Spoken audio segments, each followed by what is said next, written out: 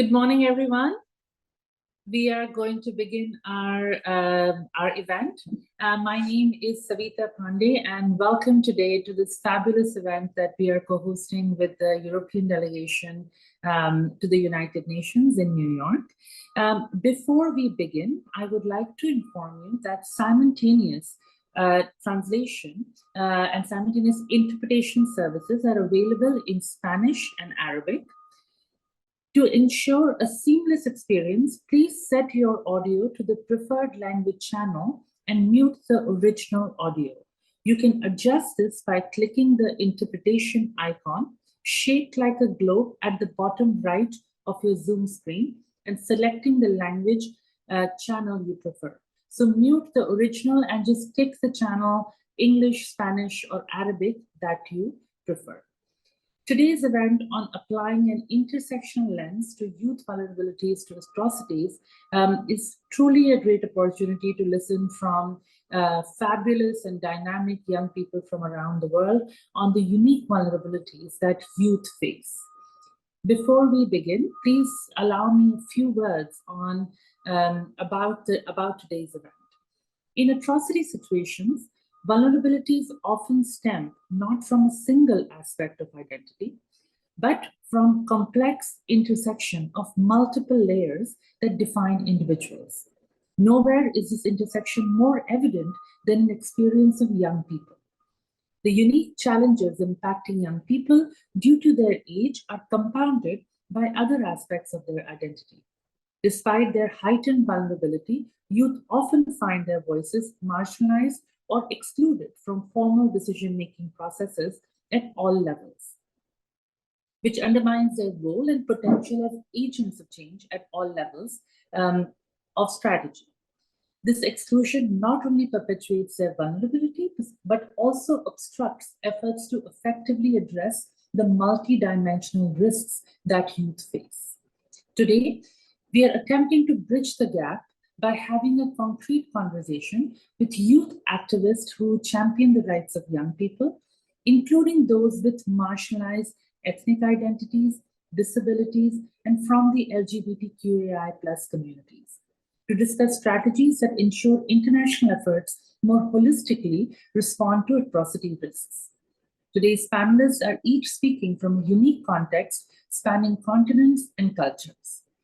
Their varied experiences not only shed light on the multifaceted nature of atrocities, but also underscores the importance of inclusivity in atrocity prevention efforts, particularly when challenges faced by our youth. We have approximately an hour for this discussion. You can follow our live tweets on X at GCR2P. If you participate in the discussion, please tag us in your comments. Before we start the discussion, it is my honor to pass on the floor to the Deputy Head of Delegation of the European Union to the United Nations, Her Excellency Ambassador Hedda Sampson. Ambassador Sampson, the floor is yours. Thank you, dear Savita, and good morning from New York to everybody. I'm very pleased to welcome you all to this event organized by the Global Center for the Responsibility to Protect, which will give us the opportunity to hear about the specific vulnerabilities of young persons in the context of mass atrocities. We have a very impressive list of young speakers that will share their views and first-hand experiences, looking in particular how different other aspects of identity besides age may increase the risks that young persons face. From the EU side, we strongly believe in the importance of meaningful youth engagement to address current challenges, both related to peace and security and beyond. We really applaud and encourage the large number of young persons and youth organizations seeking to engage with decision-making and democratic processes at the global, regional, national, and local levels. And we want to make sure that their voices, your voices, are taken into account and heard. We have, as EU, been at the forefront of efforts to promote the active participation and empowerment of younger generations. In 2022, we did celebrate the European Year of Youth, and we also launched the EU Youth Action Plan, which promotes the meaningful engagement of young persons throughout democratic processes. We as EU are deeply, deeply committed to supporting the inclusion of youth in conflict prevention, mediation, peace processes around the globe. Involving young persons in political and security decision-making is the only way to build peaceful societies in which human rights, humanitarian law, and the rule of law are respected. And in order to realize this, we have built cross-regional networks of young peace activists together with international and local civil society organizations. And I will just name a few. We have, among the initiatives supported by the EU, the Sahel Youth Voices Network, but also the Young Mediterranean Voices Network, the EU-Tunisia Partnership for Youth, and Jeunesse en Action pour l'Avenir du Tchad, just to name a few. We are also very active in the Great Lakes region, notably through the Great Lakes Youth Innovation Lab for Peace and the Great Lakes Youth Network for Dialogue and Peace. And through these last two initiatives, we aim to strengthen groups of young people who engage in multiple sectors that contribute to peace in the region. We do contribute to youth capacity building in order to help young persons to make their voices heard by promoting youth leadership in peace-building processes through intercultural and intergenerational exchanges. Now, of course, the timing of today's event links very well to what's happening in New York right now, the ECOSOC Youth Forum. And we are happy to once again welcome one of our EU youth delegates to New York for this occasion, Julia. Julia has represented the EU in several plenary sessions and other events this week, and is also in the audience today, together with our second EU youth delegate to the UN, Lucas, and several youth delegates from other UN member states.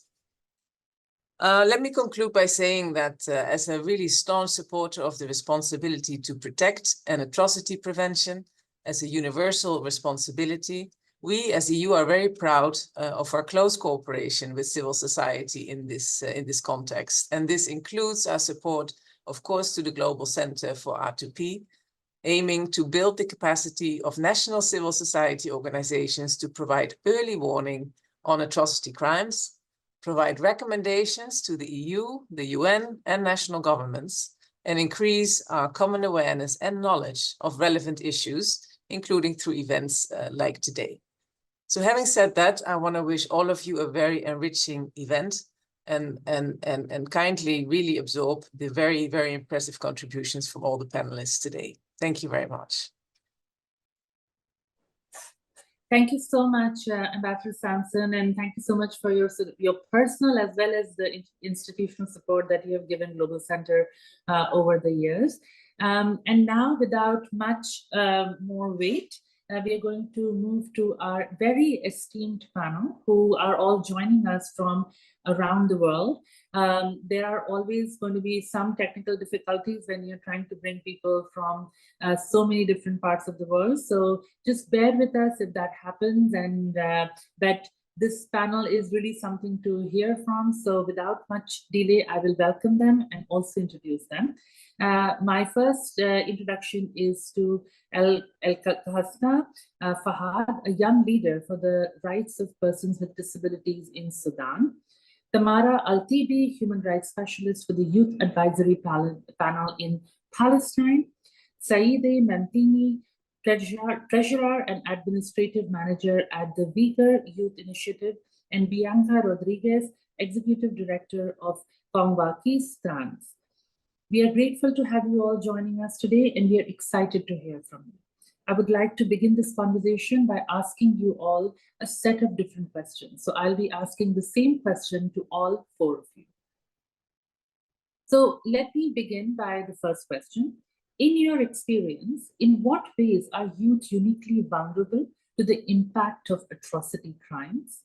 How do the other facets of identity, such as race, ethnicity, religion, gender identity, sexual orientation, and disability, contribute to and compound the marginalization and discrimination facing young people in situations where mass atrocity crimes are at risk or are ongoing? So I would first give the floor to Ms. Fahad. Fahad, please go ahead.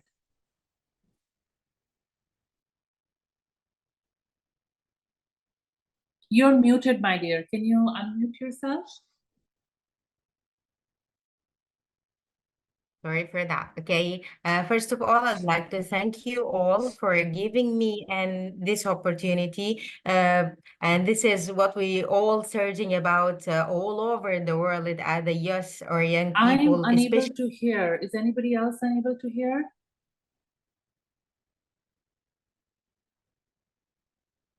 Can you hear me now well?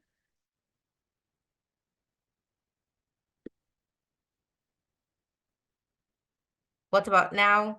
Hi, Savita. Is anybody else unable to hear, or we're all? Just switch to the original audio channel, and you should. Okay, perfect. Thank you. Can you hear me Please now? go ahead. Yes. Okay, so as I said before, this is a great opportunity because we all searching about the chance the young people with disabilities to speak and tell more about the disability. So about the question, I'll talk about this question in 3 points. First, I'll talk about an experience that is considered my personal experience through my life and through my field of work. So I'm talking about the disability and young people with disabilities who suffer from negative discrimination and multiple exclusions. And I will mention here women with disability who suffer from double discrimination, which is discrimination because of the disability and discrimination because of the gender. What I mean here is that, can you hear me well? So what I mean here, can you hear me well, please? Yes, we can hear you perfectly. Okay. What I mean here is people with disabilities, the young people with disabilities excluded because of their disability in a way that we cannot claim that all of them are intentional, but most of them are intentional. And that is because in our developing countries and societies, we as people with disabilities, we are subjected to a stigma of complete inability to do anything because of this widespread concept. Young people with disabilities are excluded from all aspects, educationally, politically, and socially, which makes people with disabilities the most marginalized group in society. Secondly, for me, one of the most severe type of atrocity crimes committed against the rights of people with disabilities, those that happen in some rural areas in developing countries where the people with disability is considered, they have a concept of people with disabilities are a punishment from God for the parents. So the parents impose him and hide him from the people, which means that depriving them of the right to live. And this violates Article 10 of the International Convention on the Rights of Persons with Disability, the UNCRPD, which is the right to live. Thirdly, at this point, I'll talk about the educational integration of people with disabilities and the long-term impact of not integrating people with disabilities and not giving them the opportunity for education, whether academic, vocational, and industrial education, will be the main reason for the presence of people with disability below the poverty line. And that is because if people with disabilities do not receive a certificate or a profession that provides them with opportunity to be employed or earn money, which causes lack of food security. And the food security is the most important thing for vulnerable groups of society, especially people with disabilities. So, which in the long term, people with disabilities will not be will be unable to live. And thank you. Thank you so much for that. And now I would move to some.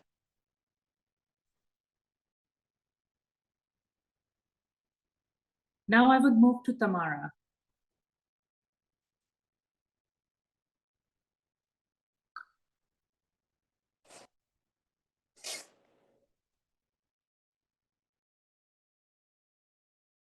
Thank you very much for giving me this opportunity. I hope you can hear me.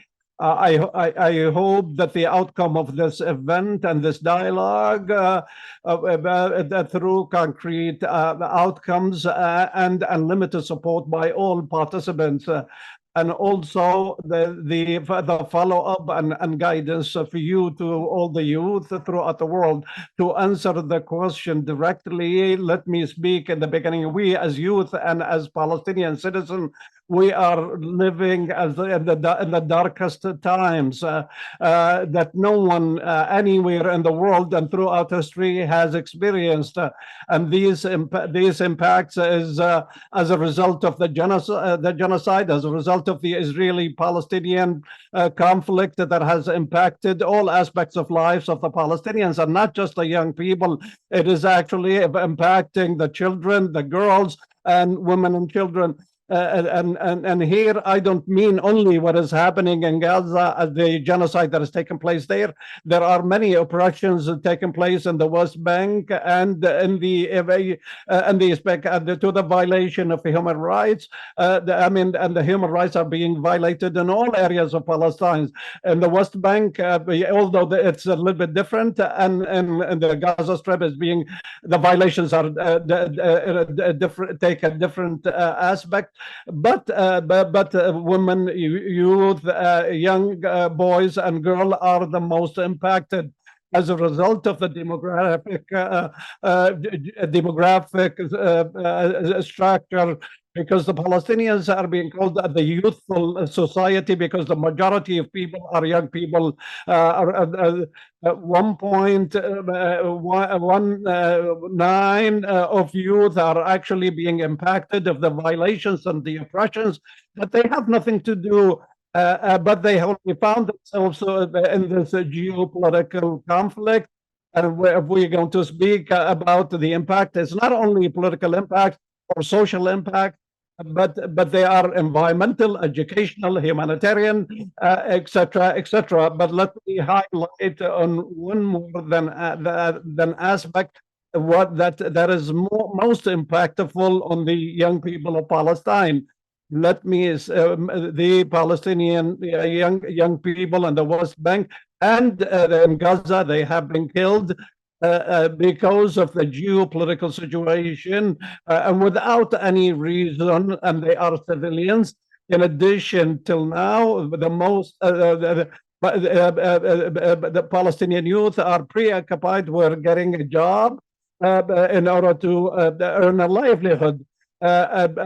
Because there have been economic sanctions after the 7th of October by the Israeli government as a collective punishment of the Palestinian people. They have impacted with the economic hardship to all the Palestinian people. It has impacted the salary payments of government employees. There are more than 15,000 employees in the Gaza Strip, and close to 200,000 Palestinians who are working in the Israeli territories before the war. They have all lost their livelihoods. They were relying on the majority of these people are young people. They were heads of households who are supporting their families. That has impacted the income and the economic revenues to the Palestinian territories, and it has impacted the private sector. Many of the employers have actually dismissed the majority of their employees, especially the young people. And the young people who are the majority of employees in the private sector, and therefore the situation is impacting all sectors. And if we look at the educational sector, it has also been impacted by the bad economic situation. the majority of university students in the West Bank and in the Gaza Strip, they have withdrawn from enrollment because they cannot pay the tuition in universities. In addition, the majority of university students have already dropped out because they are unable to go to school. And this is, of course, is delaying their educational process. And this is actually exacerbating their situation in addition to their psychological situation, especially in the Gaza Strip. The majority of youth in the Gaza Strip are suffering from psychological problems. All people in Gaza are suffering, and they require rehabilitation and psychosocial support, specifically after the 7th of October. The experts and the International Health Organization or the World Health Organization said that the majority are facing a lot of psychological problems, including depression. And we should not also forget that the scenes of the dead and the victims of the bombings, and they are their family members. In addition to that, they are also watching corpses scattered all over the streets in the Gaza Strip. In addition, there is an increase in the disabilities, especially amputations of limbs within the youth groups. In addition to what I have said, even the social impacts and the consequences of that, the majority of international donors who had built, they have built facilities, and these have been destroyed. And that's today the war is actually increasing violence, increasing crimes, increasing incapacitation of people. The heads of household have no longer any means to support their families, and the violence is increasing, and it's a vicious circle, and that no one can overcome. In addition to the environmental and health impacts, with more than 25,000 tons of explosives and bombs have actually been used in Gaza, which is equivalent to 2 atomic bombs, similar to the bombs that were used in Hiroshima. That has impacted groundwater, rainwater, and agricultural land. Today, the agricultural land has become poisoned, and this increasing the number of lymphatic cancers.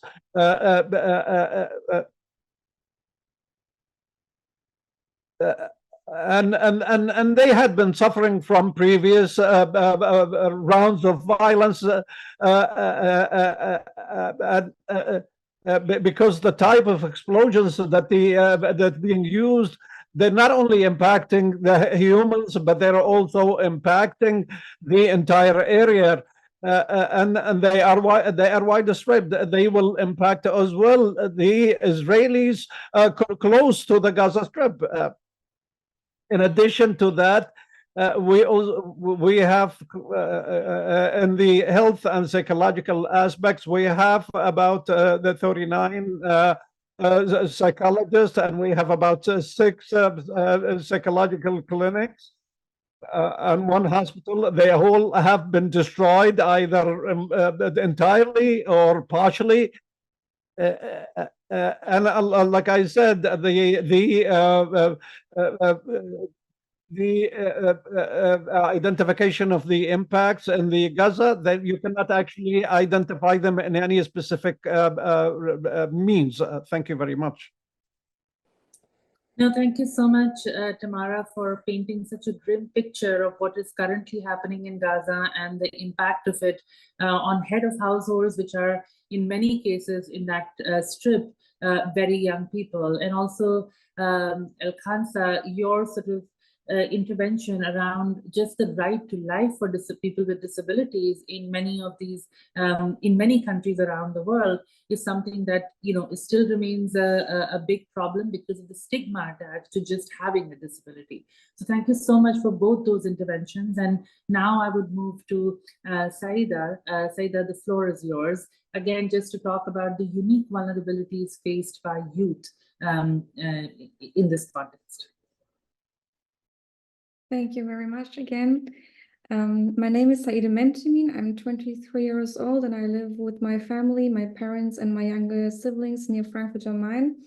I was born in Germany and my parents, especially my father, fled from occupied East Turkestan to Germany due to the discrimination faced by the Uyghurs back in the 90s and earlier. So since I can remember, I have been aware of the occupation in East Turkestan and the reasons behind our separation from the rest of our family and our homeland. The significant challenge, especially during my younger years, was that nobody else in our hometown knew about Uyghurs. As a result, Uyghurs abroad must learn at a very young age to constantly explain their ethnicity. This recurrent situation of having to explain your ethnicity, particularly for kids and teenagers, can make you feel vulnerable due to the pressure and lack of knowledge or understanding. Adding to that, it also made you feel separated from the rest of the children. Little things like not being able to talk about family trips to my homeland and meeting my grandparents always reminded me subconsciously that the situation in East Turkestan took a big part of my identity and family. As you are already aware, China is implementing an assimilation policy aimed at eradicating Uyghur culture, language, and Islamic religion. Uyghurs in East Turkestan face persecution and restriction on practicing our faith, limitations on cultural expression, and systematic surveillance infringing upon our privacy or freedom. I don't need to mention the millions of Uyghurs missing in concentration camps, among whom there are likely hundreds of thousands of Uyghur students. So the circumstances for the young generation of Uyghurs in East Turkestan is already extremely desperate.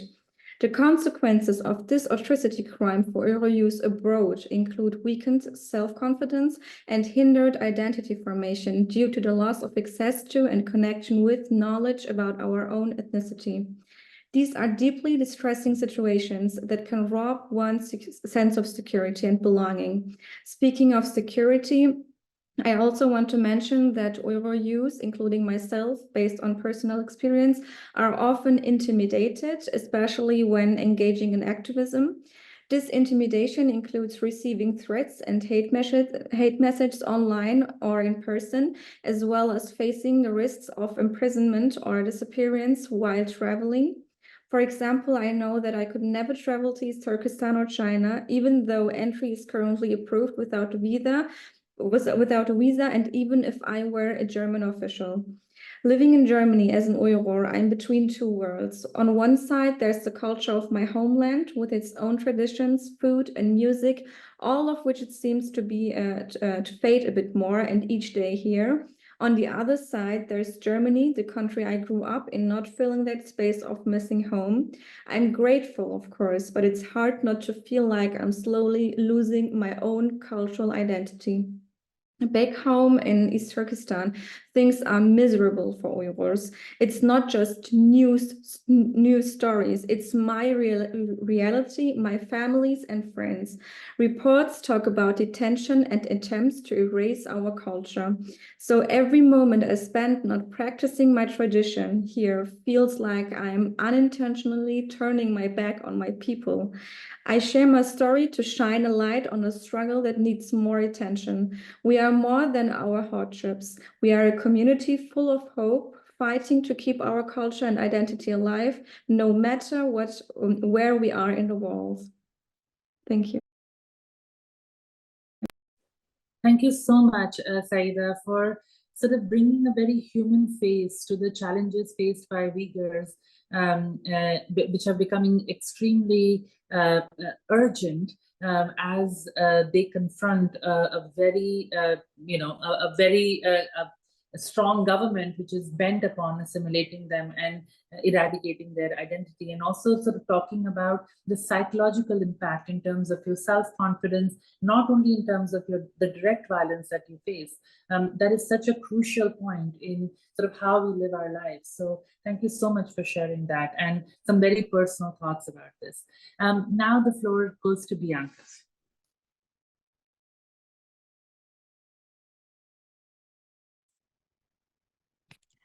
Hello, good afternoon to everyone. I'm Bianca Rodriguez from El Salvador. I'm representing Concabes Trans.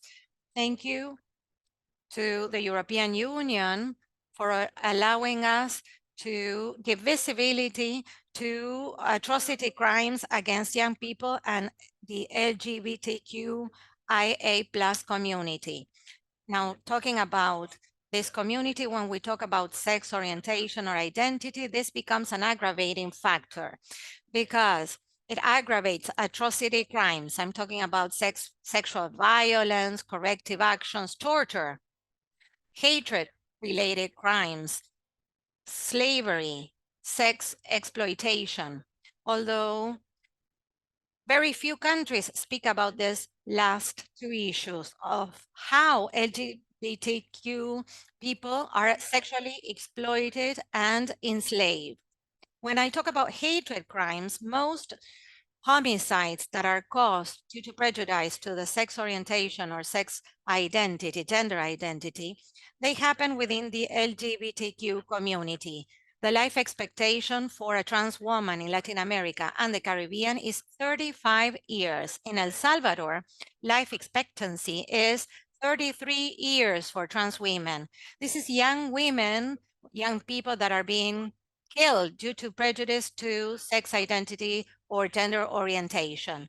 And many governments do not protect or issue laws to protect the right to life of LGBTQ people.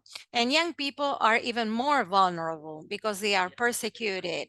And sometimes they have to face dangerous situations.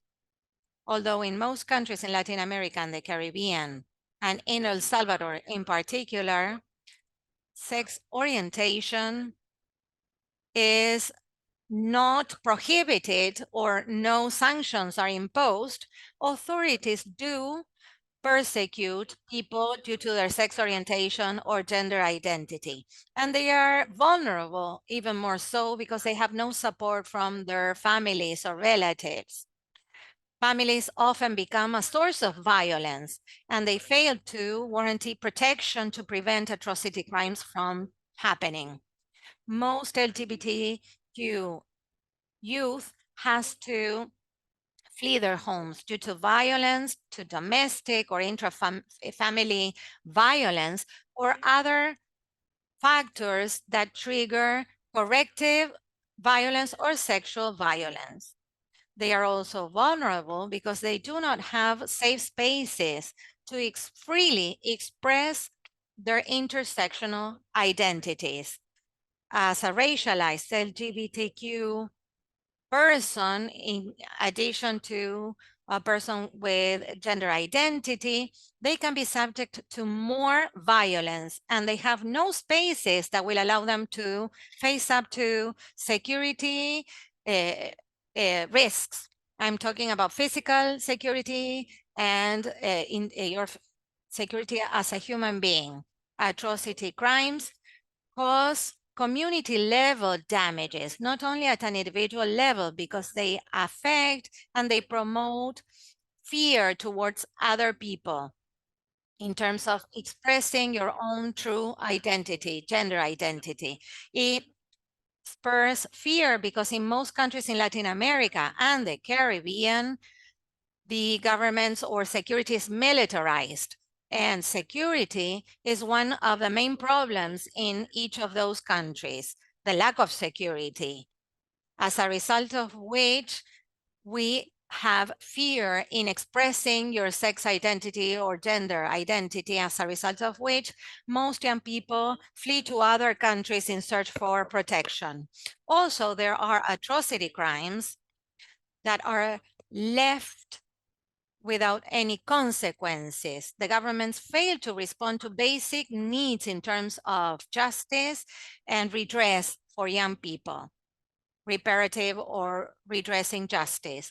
They create negative case law and they increase the vulnerability of the LGBTQ community. Cyclical violence also results in young LGBTQ people ending up in jail.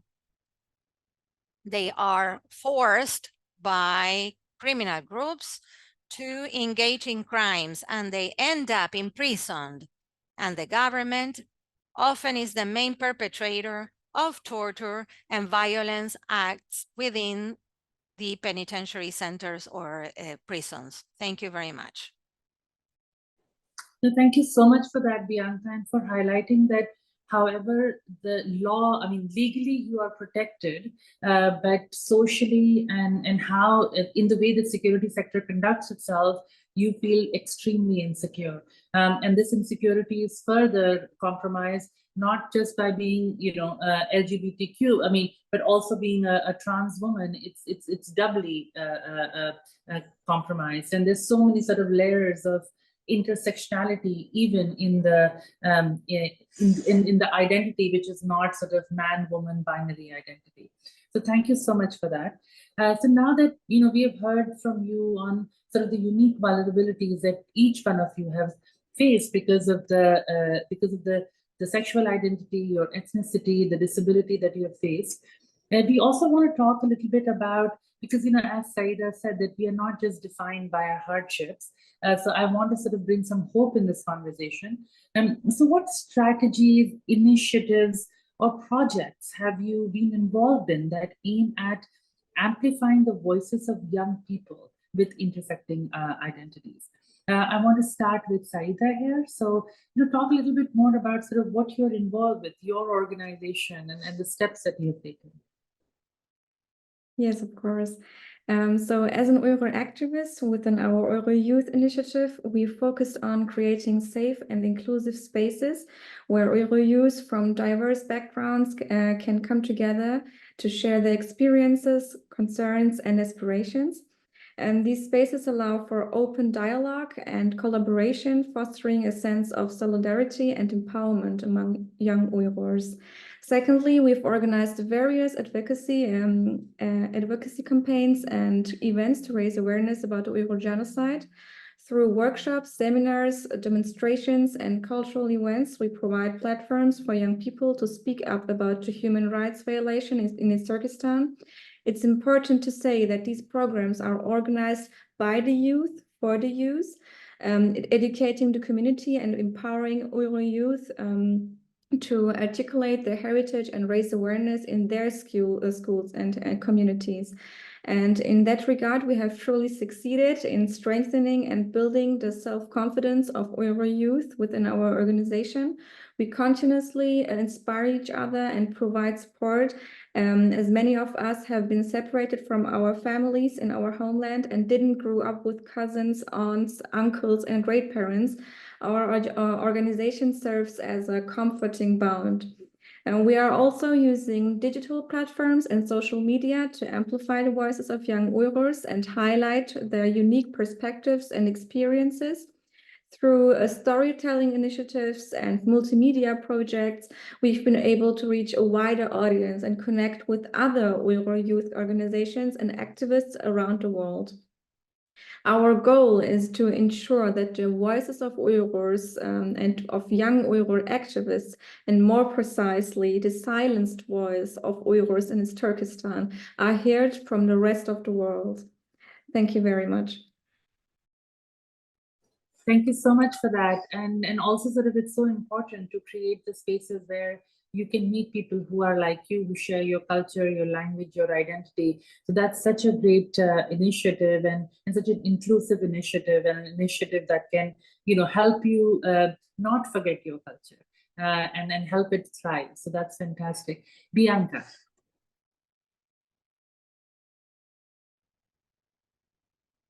Well, at CONCAVID, we have put together community leadership groups to promote strategies that are grassroots strategies, and also to promote advocacy and to give a voice to diverse youth.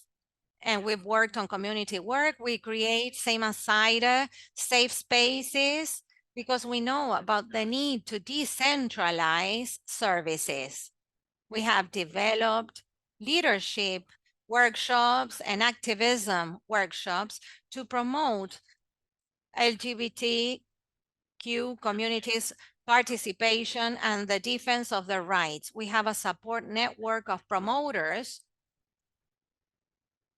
who support the work carried out by the communities.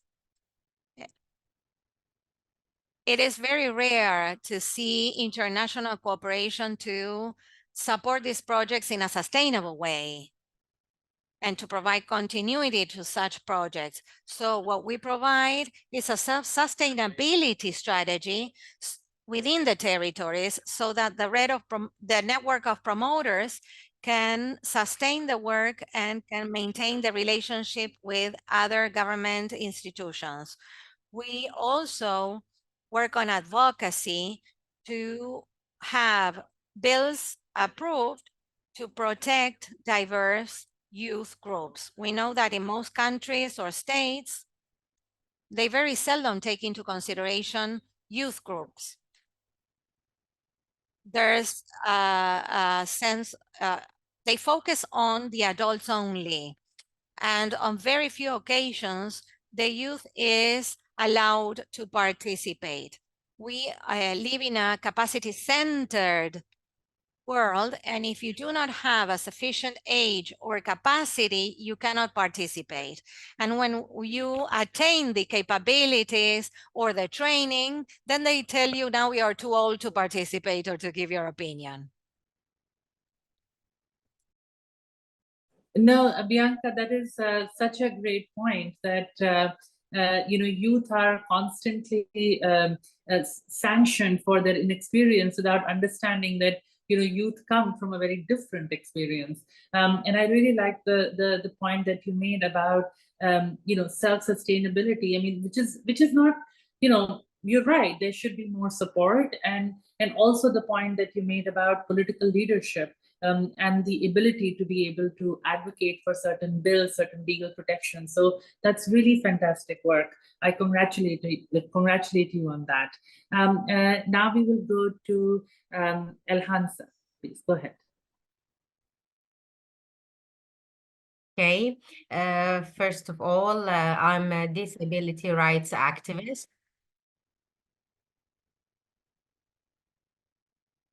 So I'm a disability rights activist, and I'm also a positive speaker in platforms to raise awareness about disability issues, and also I'm a part of Young Leaders Program supported by ADD International Organization and the PPL program to strengthen the disability movement in developing countries by changing the policies and raising awareness of the decision makers about the convention and activations of the UNCRPD about the rights of people with disabilities.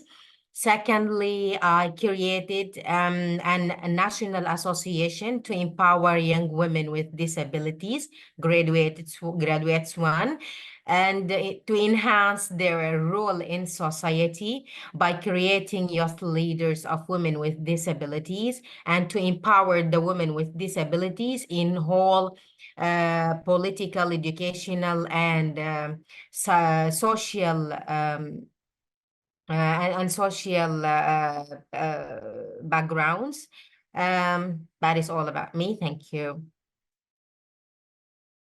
No, thank you so much for that. And thank you also for creating a space which is very inclusive to women with disabilities. I think that you have suffered from not having that community. So creating that community is so, so important. Tamara.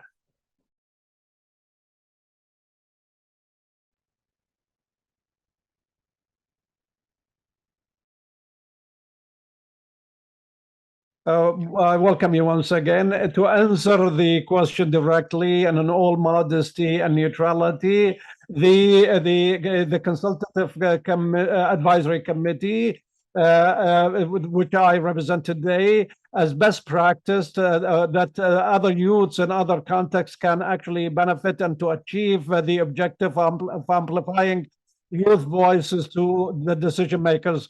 The Youth Consultative Group is an initiative that was established in 2021.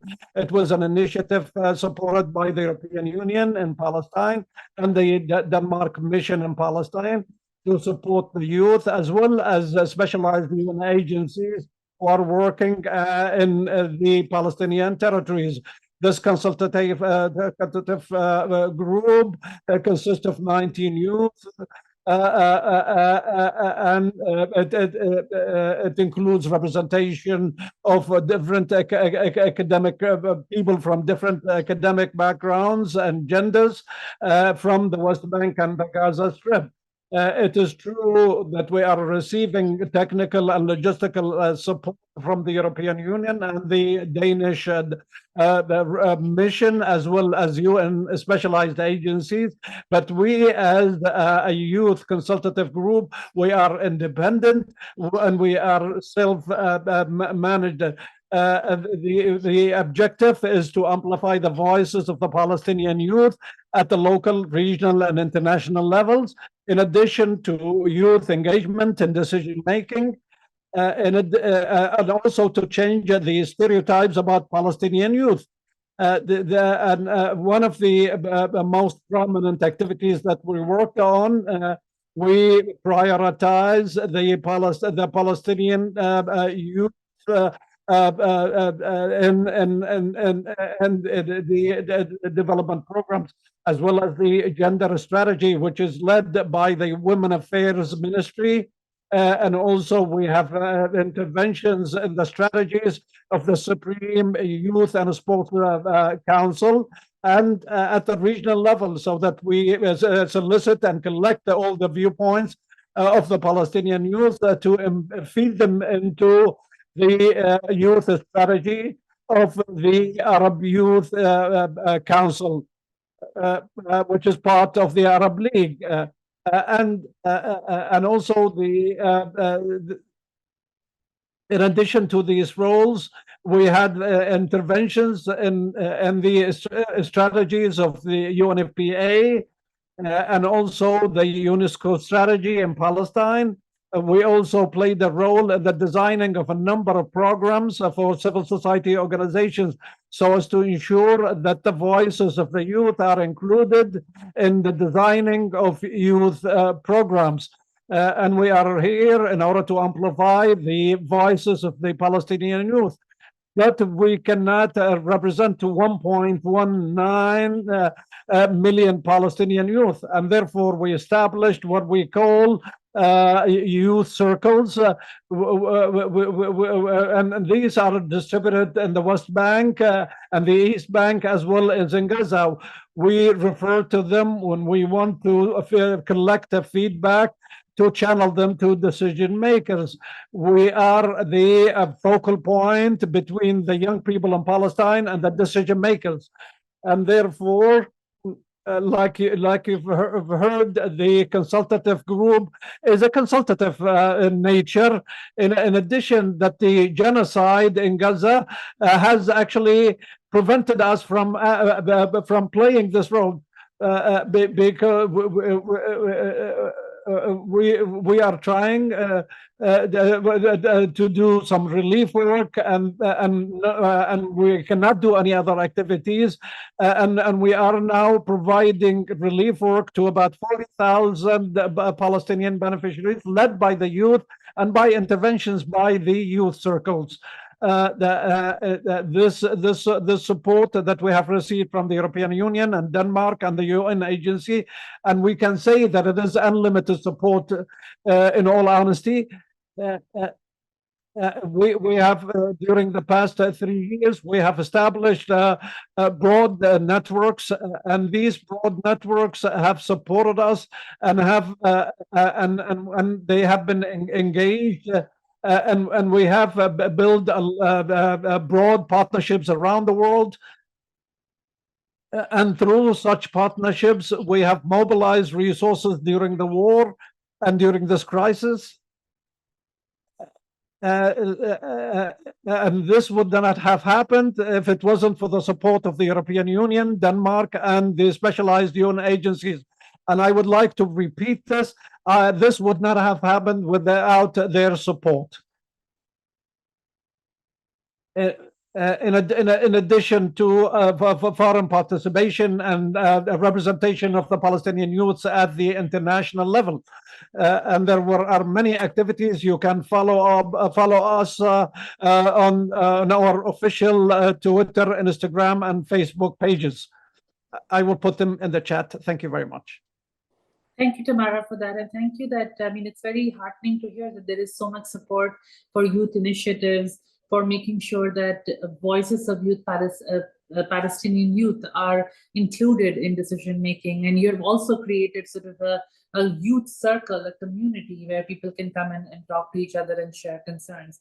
So thank you very much for sharing that. We are coming to close to the hour, but I just have one more question for all four of you.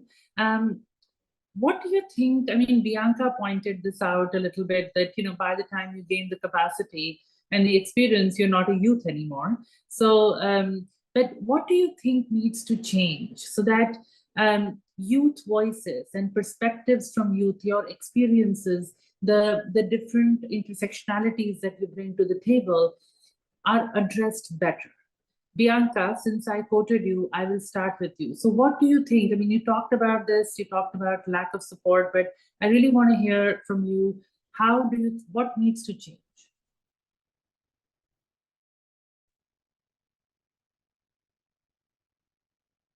Well, specifically, I think what should change, or actually what should be modified, is to create greater space for intersectorial dialogue, including youth, and that engagement or that participation is not deemed necessary to comply with a quota, that it has to modify the adult centrism, that the youth is heard, and that the youth can represent itself and talk about their experiences, and in particular to be taken in all seriousness, so that these perspectives are taken into consideration in the decision-making process, and that they are included in all panels, in all dialogues, and cross-sectionally, and also to have exchanges among the youth, all the different youth sectors, so that they become empowered and that they can create outreach. And there are very few standards that address representation of youth and the rights of youth. And I think that needs to change. Thank you very much. No, very, very well put. Alcanza.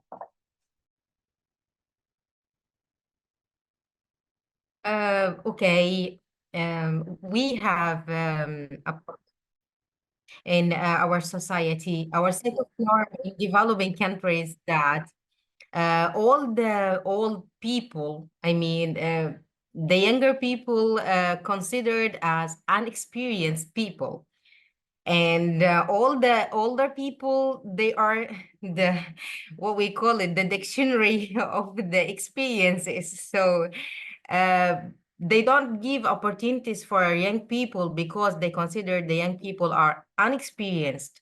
And also the thing that we need in our developing countries is focus from the international community, global and regional organizations, and agencies working in the field of human rights in particular, to work to ensure the activation of provisions of UNCRPD, the International Convention of the Rights of People with Disabilities, which ensure the rights of people with disabilities in participate in cultural, social, and political life, and also which ensure the rights of people with disabilities and their presence and representation in the decision-making and policy-making settings.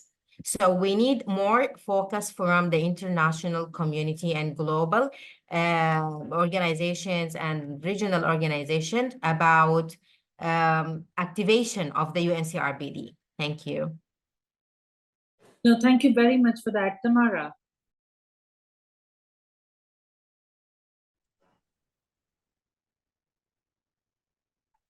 Thank you very much once again. From my perspective, I think we should to expand the engagement of youth and the decision-making processes at the local, regional, and international level, especially in the development of strategies and legislations at all levels. And therefore, we have to have critical measures that will enable youth to engage and to engage the youth in emergency plans. And from my perspective, after the 7th of October, I think we should have a contingency budget for the youth, so to enable them that during crisis to continue their advocacy actions and activities, and also to enable the youth on the accountability mechanisms at the international level, especially the ICC, which is the eyewitness atrocity, which is a mechanism for monitoring, and it can be used for the documentation and to use evidence in the ICC. And also the development of a fund for legal assistance to the youth, and also to engage the youth in negotiations and in reconstruction. And our voice should also be in the reconstruction effort in the Gaza Strip, because honestly speaking, it's not so easy. It requires a lot of effort, and it requires a lot of intervention so that the youth can participate in the reconstruction, especially at the policy level and not at the executive level. And also to engage the young girls and the Arab strategy, and to work on the Peace Makers Network, which is led by the United Nations Women Organization, especially in working with those who have been impacted, and also the need to disarm the civilians in Israel, because they are creating unrest and they are creating instability. International effort also should to pressure Israel to go back on the decision to recruit all Israeli settlers. And there is also a need to end the occupation, to end the ongoing Palestinian-Israeli conflict, and also to achieve a ceasefire, because what has taken place in Palestine will impact the entire world. Thank you. No, thank you for that, and thank you for your last words, that it is impacting the entire world. It will impact the entire world, but it's so important to not only think about youth participation at an executive level, but about the policy level. And that's such an important point. Saida, my dear, the last word is yours. What do you think needs to change? First of all, I agree with my honored previous speakers, and I just want to add that it's imperative that young activists are given serious space and consideration at the political level. It's evident that issues pertaining to human rights, despite their gravity, often take a backseat to more lucrative concerns such as economic relationships. Due to this, the demands of young activists are quickly dismissed, ignored, and not given proper consideration. However, I am confident that there are ample opportunities to nurture these young voices and provide them with the platform to address policymakers. For instance, under current circumstances, confrontation becomes unavoidable. Take, for example, the recent trip to China by our chancellor, where the human rights of Uyghurs were not on the agenda, despite being included in the China strategy. Here too, of course, we are striving to utilize all available means, including social media, to respectfully capture the attention of policymakers. However, they must also respond to us. So I think what I wish for the young people is more opportunities and a closer exchange as well as communication. To really hear young voices in decisions about peace, justice, and rights, we need a big shift. Policymakers, politicians, and the media have to open door wider for young people. And this means creating spaces where young voices aren't just welcomed, but are essential, like youth councils or forums that directly feed into national and global policy discussions. Education is key too. Young people need the know-how to navigate these spaces and make their voices heard. And the media, it should spotlight the change young folks are pushing for, showing the world that their contributions matter. Bottom line, if politicians and policies generally include young perspectives at every step, we are on our way to a fairer, more peaceful world. Thank you. Thank you for that, ending on such a hopeful note, Saida, and for all of you who have participated today. All your thoughts are so important, and the thing that I'm taking away from this conversation is that how important it is to include youth. And I think that policymakers, and I have been absolutely, I can be called out on it, that I have not always considered youth voices. When I was young, I was dismissed, and maybe I have not, when I have grown up, I have not always considered youth voices. So let's make a promise to ourselves that when we will always continue to do that in our work, and make it a point that we include youth voices in all their intersectionality, in the ethnicity, in the gender element of it, in the disability element of it, in all elements of it. So thank you so much for that fantastic conversation. You four formidable women, Tamara, Bianca, Saida, Elkansa, fantastic conversation today. So have a great rest of your day, and thank you so much for participating. And a recording of this event will be available on our website. We will be sharing it through X and Facebook, and also I think LinkedIn. So please, share it with your networks. This conversation has to be heard far and wide. So have a fantastic day, and bye. And thank you so much for our interpreters. Really, really great job. Thank you.